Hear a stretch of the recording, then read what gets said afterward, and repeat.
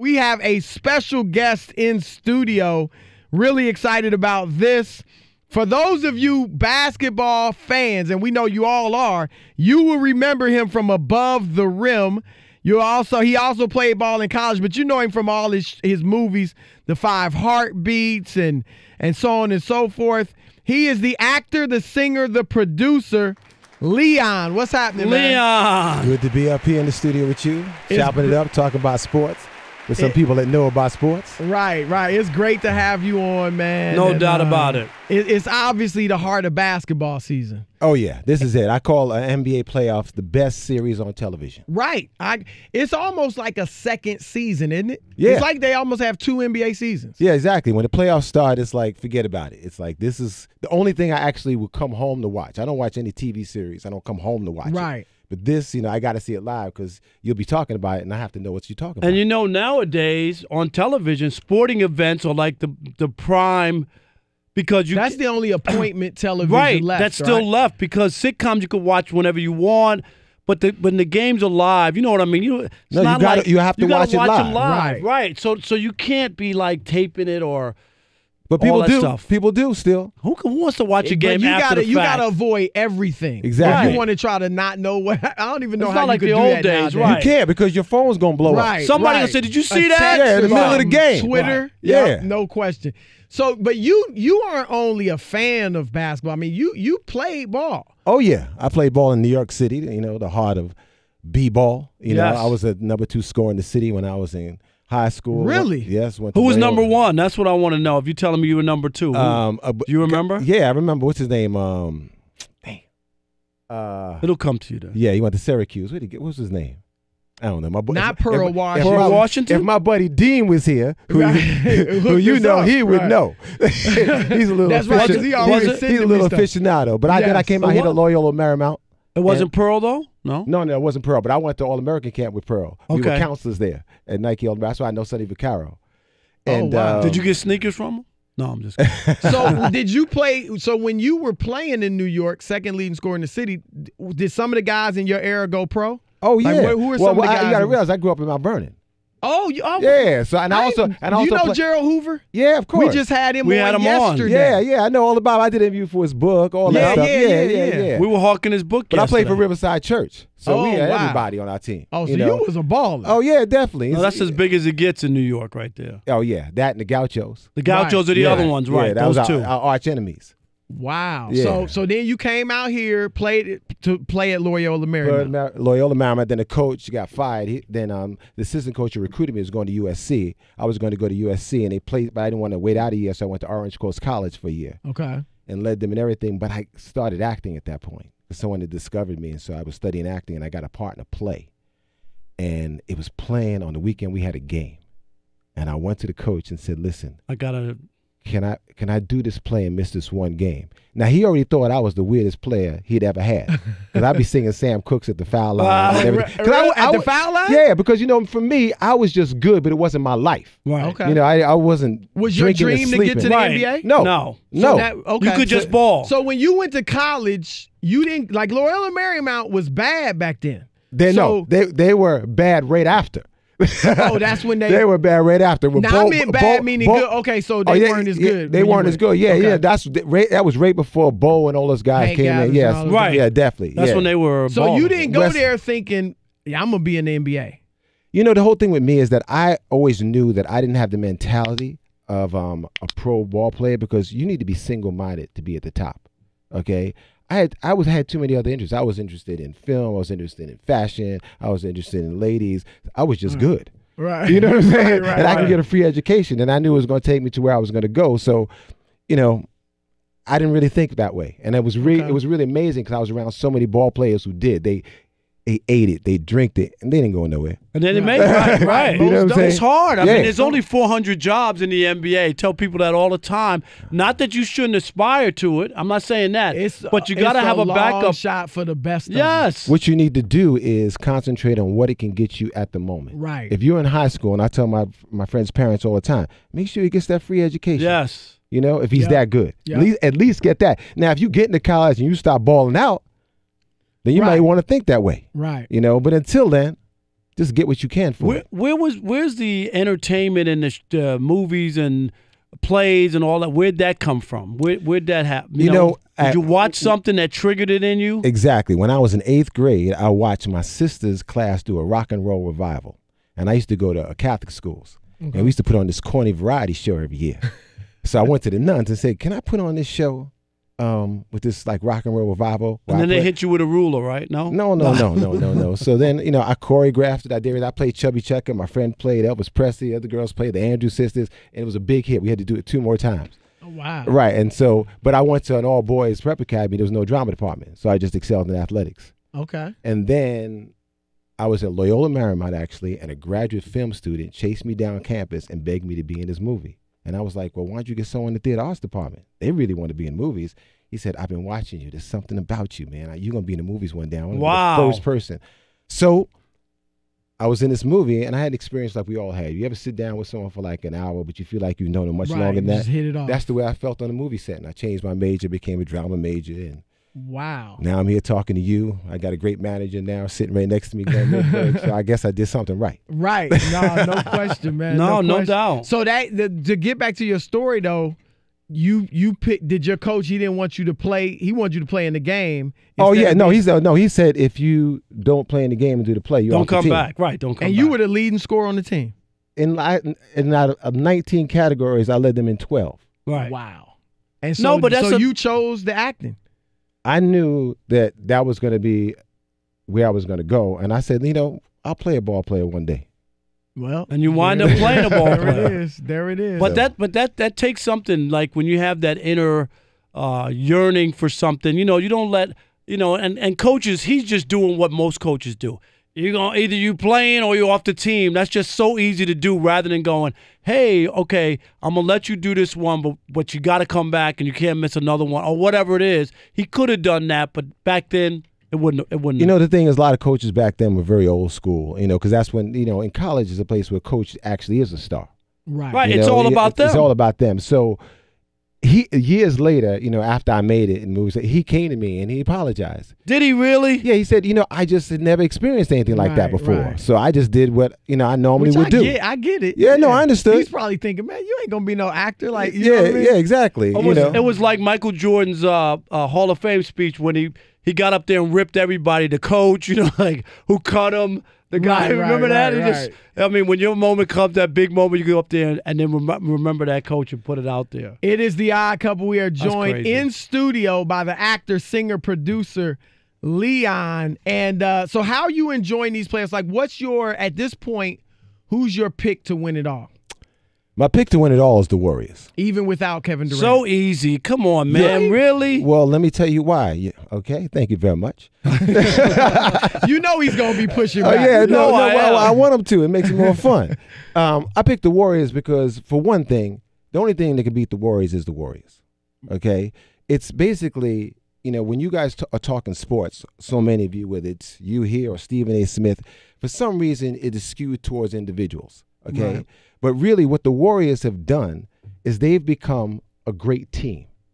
I was going back with someone the other day on Twitter, right? And he was like, I'm so sick and tired of Warriors, man. I don't want them to win again. Harden deserves a chip. Harden deserves a chip. I said, you just explained my point exactly. When you talk about the Rockets, you say Harden. Right. When you talk about the Warriors, you say the Warriors. That's right. Okay? That's right. And so the reason why I say that is, like, if they play their style of ball, okay, they're going to win because they have the right pieces to play that style. Okay. Hey, let me stop you. So tell me what happened when they were up 3-1 against the Cavaliers with this team ball and passing, and they were the first team in NBA history to choke down a 3-1 lead in the NBA Finals. You remember that? I should. What happened then? Well, I remember the other team in the Game 7 took it from them. No. Okay. They didn't blow it. They took the game. They lost 3 games in a row. Leon, that season is the year they won 73. They never lost more than 2 games in a row. They lost 3 straight, 2 at home. What happened if they got this magic? And but wait, they lost. And the one championship they lost one time out of 5 years, and you say, and listen, I'm not a Warrior fan. If the Warriors don't make it, I don't care. Unfortunately, I'm a Knicks fan. I'm just talking basketball. Really I'm just talking basketball with you. I'm telling you what I see. Okay? If you ask me what I see, right, I'm going to tell you what I see. Now, if you want to talk about that particular series, Did they choke? No, Cleveland won. They choked. But wait, hold on. Let's talk Draymond Green for a second. Everyone's talking Draymond Green's playing the best he's ever played before. I don't know about that. In that particular series, Draymond was the best Warrior. Right. And remember, he got suspended. He got 37. Yep. He missed game 5. Right. That's one of the 3 games they lost. That changed. Look, that changed a lot. That they totally still changed. had 2 games I remember, left. Now Come on. it's true that they lost 2 more games. But I remember I was covering that series for ESPN, and I was like, just say the 4-letter network. No, when he got suspended, it gave Cleveland hope.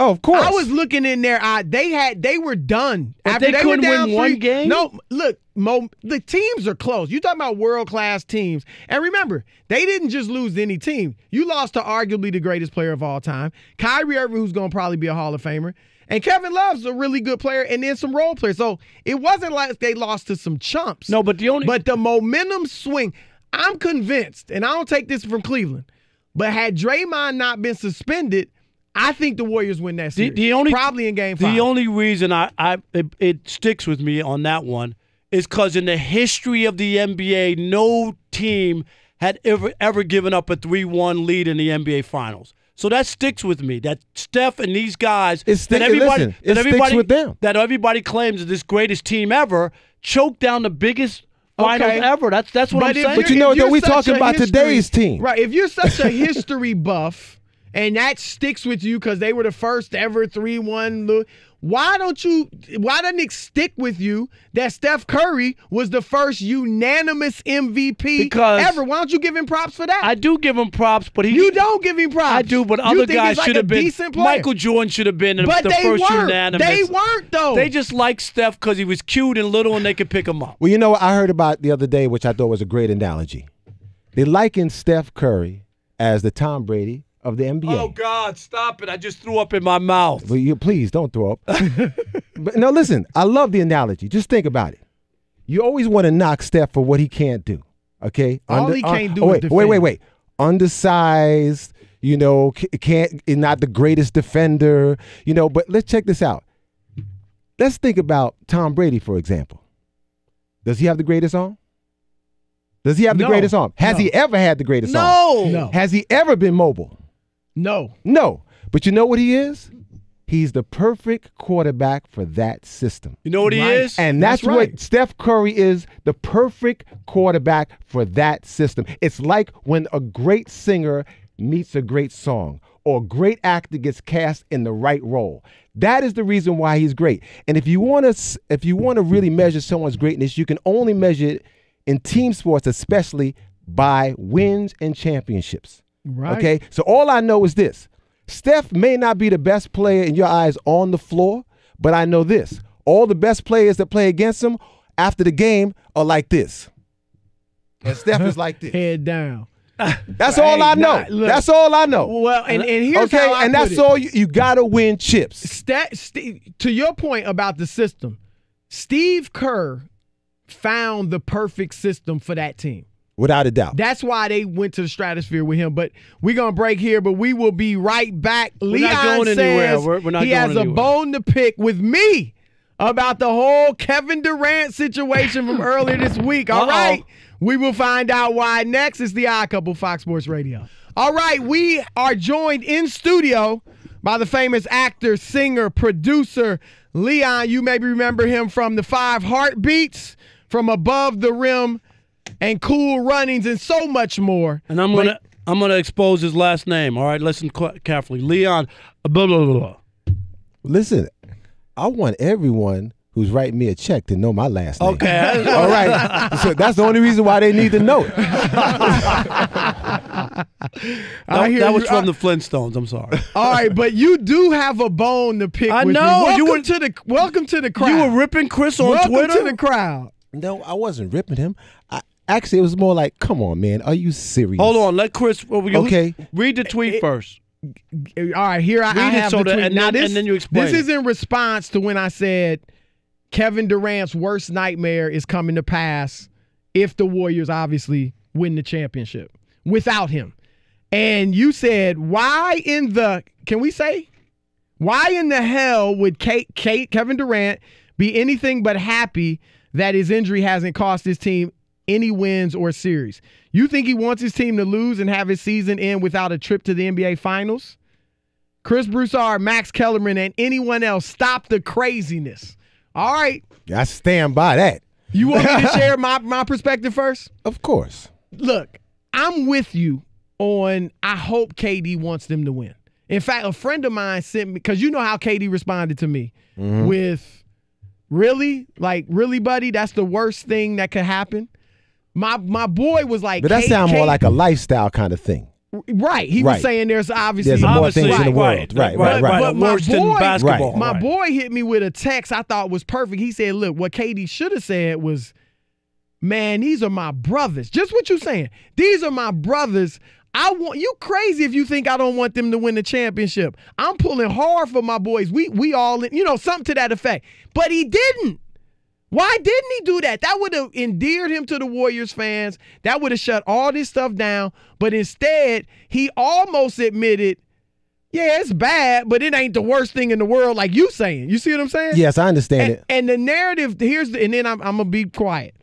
My only thing is, obviously, on a certain level, KD does want his teammates to keep winning. But the narrative that has followed him ever since he went to Golden State was, dude, you taking the easy way out. And I'm not discrediting his 2 titles, but they're saying you taking the easy way out. Walt Frazier said we got an asterisk by your stuff. Enes Kanter told us on the radio, a lot of dudes around the league think, yo, you got easy championships. Even though he won 2 finals MVPs. No, and he was great. And nobody. I got this. Nobody questions how great he is. Even if they think that he got easy titles, nobody questions how great he is. But my point is, if they go ahead and win it without him, then it really looks like they didn't need him. And never has arguably the best player in the world been in a situation where his team didn't need him. Okay. So that's why I'm saying it would just kind of I would not discredit his 2 championships. But for those that already looking funny at his 2 rings, then it really gives them the ammunition to say, see, they didn't even need you when you won those championships. That's why they begged him to come, but that's another story. Okay, so all right, what you got? Okay, so those who are saying that don't really matter. For 1. Okay, 2. But to KD ain't matter. Excuse me. He be going back at him. But excuse me. Also. Oh, here we go. Also. Put Chris in his place. You place. can't give a single player, an asterisk in a team sport. Okay, this is a team sport. So you can't give him an asterisk without giving his team an asterisk. So it doesn't make sense. We're talking team basketball. Now. But hold on. All This is my turn now. Right. Now, this is what I have to say. Kevin Durant played and was loyal to OKC. So loyal. I agree. So loyal that when his free agency came up, when he was the leading scorer in the league, he just signed with them and didn't even make a big deal. Remember that? It was no free agency, nothing. Oh, yeah, his first contract. Right, he said, I'm not even getting into that nonsense. That's how he just tweeted it out or something? That's how loyal he was. Won the MVP. Beautiful. One of the most beautiful speeches ever. Remember with his mom? Oh, yeah. It was magnificent. Okay, so now, this is the one thing I don't hear people talk about. Before that last year with OKC, everyone knew he was going to be a free agent, and you all started to talk about where's he going to go. I believe it was Stephen A. Smith said, I'm hearing that he's interested in the Warriors. I actually was one of the I think I was the first person to say it. This is before the season, okay? So now, he's interested in the Warriors because of their style of play, whatever. Right, okay? That's true. The season goes out. They wind up playing the Warriors in the conference finals. They're up 3-1. They choke. But wait a second. Okay? Right. So, and they lose. Okay. So now you're telling me just because that happened, he no longer can go to the team that he was already thinking about going to before the season started. And now, this is what I want to say. I'm not going to put ideas in these young men's heads saying that I know what they think. I can only tell you what I think and what I would do if I were him. When you were back in that situation, if I was KD, right, and I am the best player or second best player in the world, there's very few people that you can say that can go to any team, no matter how good they are, and they're still going to be the best player on the team. Right. What team would I go to? I'm going to go to the team with the best players, the best coach, and the best system, because I'm going to be the best player on that team. No, but and very few players can go there because the Warriors don't want that many players. And You're only talking about KD as being the best player in the world now because of what Jerry West told him when he recruited him. He said, you are one of the best scorers in the game, and you'll be noted for that. But is that all you want to be known for? If you come to the Warriors, we're going to see your whole talents on display. And all of a sudden, now you saying he's the best player in the world because he went to the system that proved he was. Well, look, okay, let me, and then I know, Rob, you want to jump in here. I'd like to. I did not criticize. I was one of the few in the national media who did not criticize Kevin Durant when he went to Golden State. I was on TV with Stephen A. Smith when it happened, and we argued about it. Oh, I know, because he's adamant about it. We argued about it. Now, this is why I didn't kill KD. Because I was like, look, when KD, 2 years from now, I said this, when KD wins championships, he got 2 championships and at least 1 finals MVP at that time, I thought.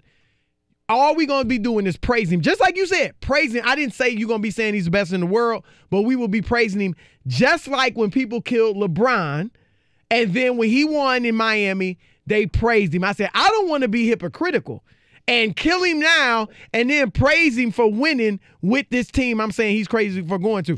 But that's not, to me, that's not what this situation is.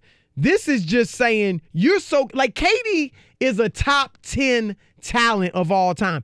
Maybe top 5. But he's only going to get that credit if he wins on his own, or, you know, he's the definite leader of the team. Let me jump in. And this is where most sports fans look at it. I get it. It's not just about winning easily.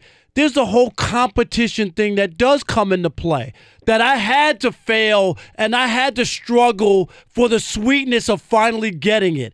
And just going, if it's all about that, just going and having a team, then it's like the reason nobody counts the Harlem Globetrotters or looks at them, they're not playing anybody. They're so much better than the Washington Generals. That's what makes it all worthwhile. So that's why people had a problem with LeBron James putting together a super team and then going to the finals 4 years in a row. And maybe they didn't maximize it, but that's why people have a problem. The same thing. KD did the same thing. This team already won a championship without you, right? And now you're going to go to the best team. I always say this. LeBron started MySpace and the Warriors started Facebook. They one-upped him. And now you know what the problem is? LeBron can't win again because he's the one who created this, and now they made it even better. That's what happened. Right about that. And then the thing that you did is the reason you can't win, because you set it up for people, and there's a competition. But it's a totally different thing. Challenge is a totally different. Competition means something. It's not a good comparison. Why? I'm gonna tell you why. LeBron James went to go play with his friend D Wade, okay? But he was also, you're forgetting the most important thing. In basketball, there's a thing called recruiting. From the time they're in college, high school, whatever, they get recruited. Let me tell you something. You know who Dean Smith, the great Dean Smith is, right? North Carolina. When you were a kid in high school, if Dean Smith came to your house, all of a sudden you probably was going to Carolina. Right. Well, in the NBA, there's a guy named Jerry West. He's the Dean Smith of the NBA. And when he comes knocking on your door to talk to you, you start listening. Okay? Now, wait. Okay, go ahead. So that's who recruited him there. Now, this whole thing about him possibly going to the Clippers, that's the only reason why I think that's a possibility. Because that's the guy that got him to go to Golden State. But nobody had nobody. But well, Rob, go ahead. What you want to say? I was just going to say, and again, I'm a guy that was much different than Rob on KD. But this weighs in now. This is why people are saying if they win it without KD, they want to criticize him because what's inherent in sports is competition. No doubt. The challenge. That's why we all start playing sports, for the challenge of it, in addition to a few other things.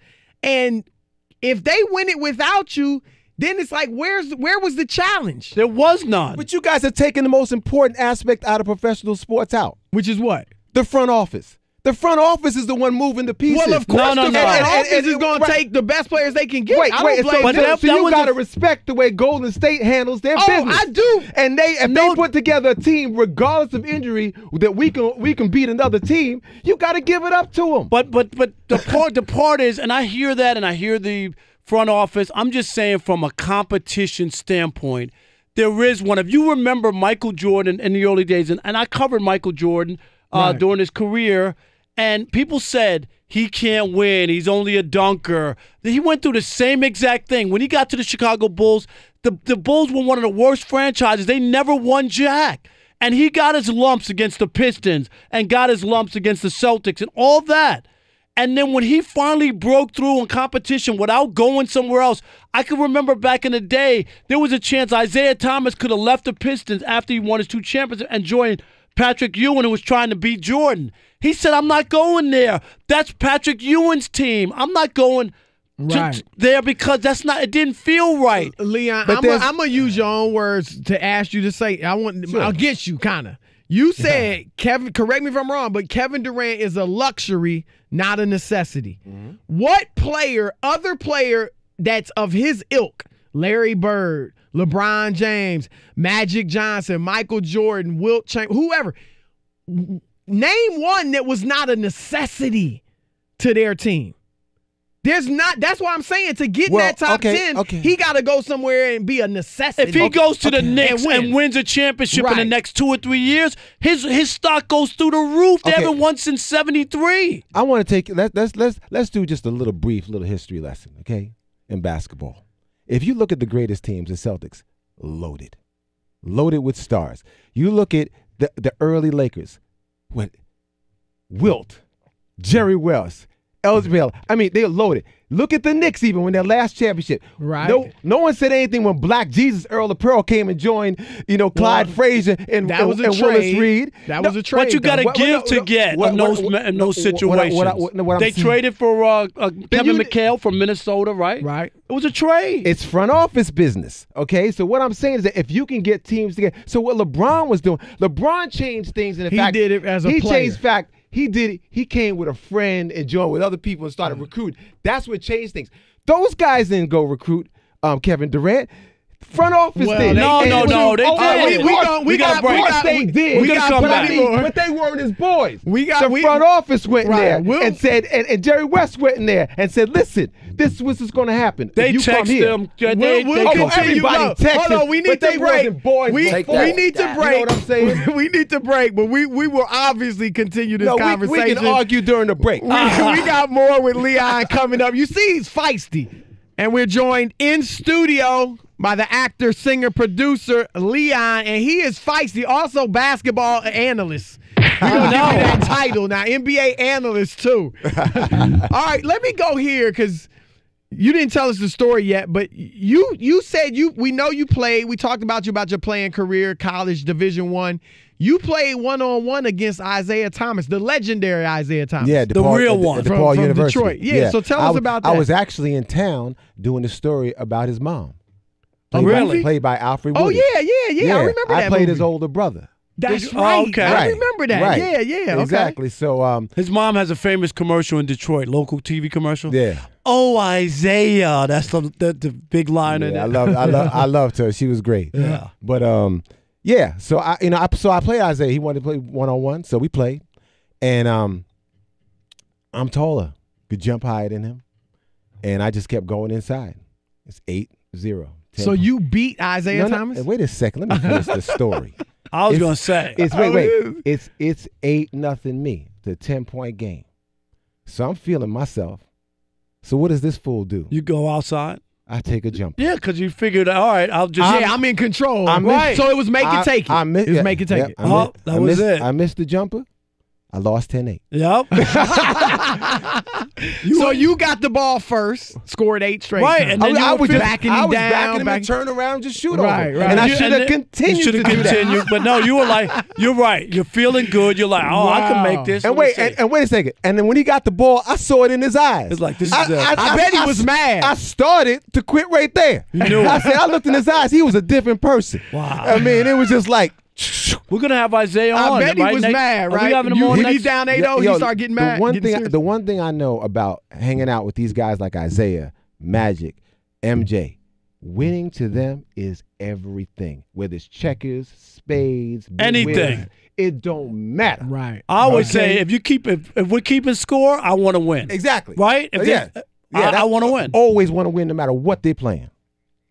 Well, yeah, Isaiah's gonna be on with us next week. We're gonna talk to him. He's taking issue with me for saying we're gonna tell him that story. We might even call you up. We might even call you up when Isaiah's on. He's taking issue with me for saying Steph is better than him. So we gonna get him in I'm on Zeke's side. Let's he talk to you. already told me he's gonna be on your side. Let's talk about the Knicks, Mr. Knick fan. And don't say it like that. How hurt were you that they didn't get Zion? I wasn't, I'm very realistic. I call myself a common sense Negro. Okay. So I just wanted us to be in the top 3. Oh, so that you were already there. That's the best pick we didn't had it forever. Right. So I said, if we in the top 3, I'm good. Because there's a drop off after 3. No, this is a 3-player draft. Right. So I'm like, if we get in the top 3, that'd be cool. I'm not gonna be wishing on a star. Right. Okay. And hope we get Zion. And I also don't know if Zion's going to make the quickest transition to the pros. I don't know that. I think this kid Morant is. You think so? If you had the first pick, you would take Ja Morant? No, I'm not saying I would take the. You have to take Zion because Zion's box office. But you know who's not who would not take Zion? Who? Jerry West, which is just said it. Jerry West said he wouldn't take Zion. I think the questions people have that's about something you got. That's something you got to listen to. I think some of the questions people have about Zion are we're so used nowadays to seeing the best players dominate the ball.